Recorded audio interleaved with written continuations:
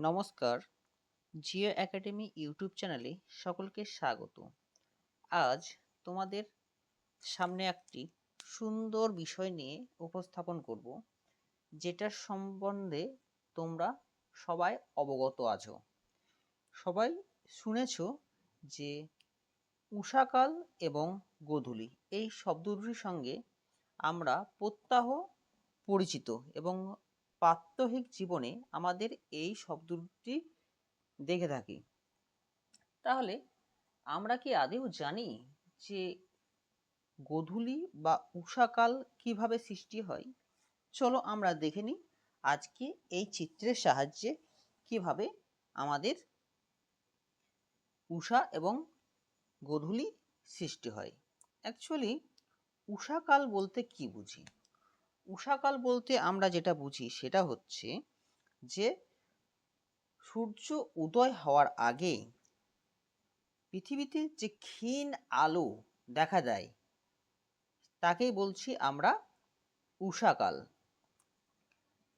দেখো, তোমরা দেখতে পাচ্ছ যে এইটা হচ্ছে দিগন্ত রেখা, ঠিক আছে? এটা হচ্ছে দিগন্ত রেখা।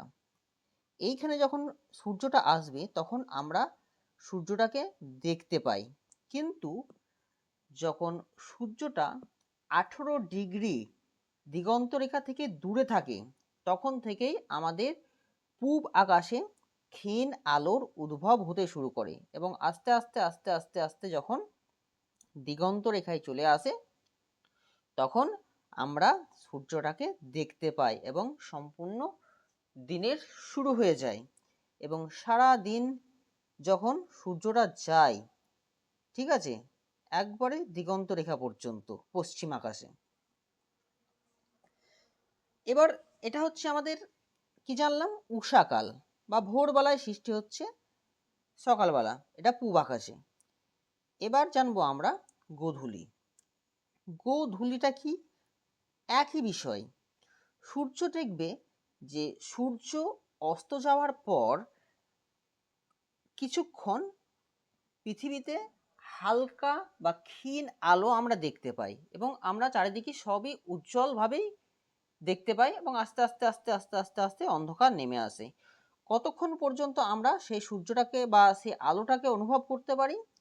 এই 18 ডিগ্রি, যখন দিগন্ত রেখা থেকে 18 ডিগ্রি দূরে থাকবে তখন পর্যন্ত আমরা এই ক্ষীণ আলোটাকে আমরা দেখতে পাই পৃথিবীর মধ্যে এবং আমরা টুকটাক কাজকর্মও করতে পারি, ঠিক আছে?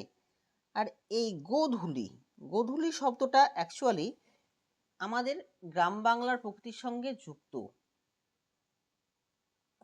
গ্রামের রাখালরা কি করে, সারাদিন গরু গরু মাঠে ঘাটে চড়িয়ে বেড়ায় এবং সূর্যটা যখনই অস্ত যায় তখন কি হয়, ওই রাখালরা বা গোপালকরা কি করে, ওই তাদের গরুগুলোকে তাদের বাড়ি নিয়ে যায় এবং গরুর খুরের পায়ে যে ধুলোগুলোর সৃষ্টি হয়েছে বা ধুলোগুলো ওড়ে, ওই নাম অনুসারে এই বিকালের যে অন্ধকার হওয়ার আগে পর্যন্ত যে আলোটুকু থাকে সেটুকু আমরা গোধূলি বলে জেনে থাকি বা আমাদের বহুল প্রচলিত আছে, ঠিক আছে?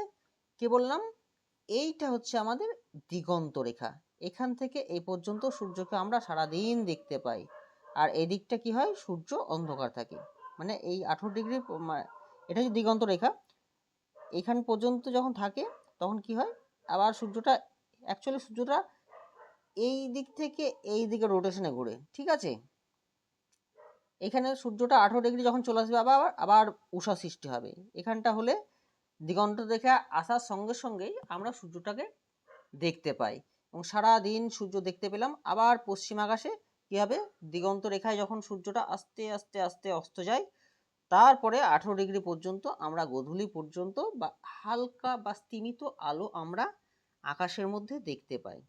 তারপরে কি হয়, 18 ডিগ্রি যখন পেরিয়ে যায় সঙ্গে সঙ্গে সূর্যটা মানে আমাদের অন্ধকার নেমে আসে।